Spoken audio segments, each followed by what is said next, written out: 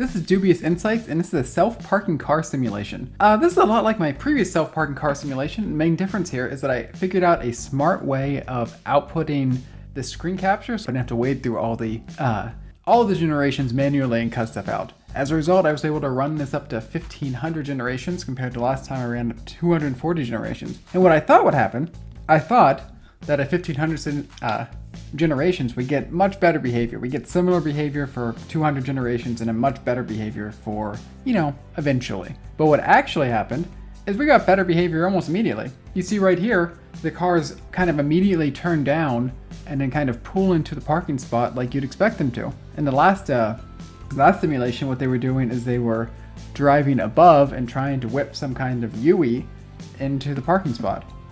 The only thing I changed here, honestly, was running this more times and outputting it more intelligently. So the reason that we get better behavior here after 20 or 30 generations compared to the behavior that we got with the same input in the previous run is really just in the previous time we hit a local minimum that wasn't quite as good, and this time we're hitting another local minimum that's a little better. The inputs here are the same. The main inputs that we're passing it are the direction, the distance to its parking spot in both the normal direction, so the direction it's heading, and the direction perpendicular to what it's heading.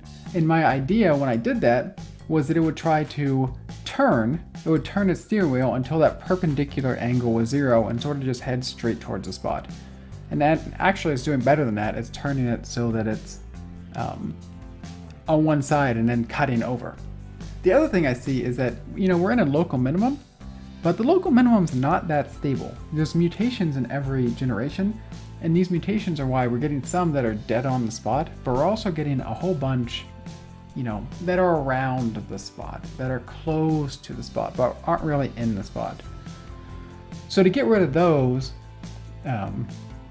maybe I just start plotting some of the better ones each generation, or maybe I need to be harsher in my selection. Maybe I'm being too lenient in scoring those ones well.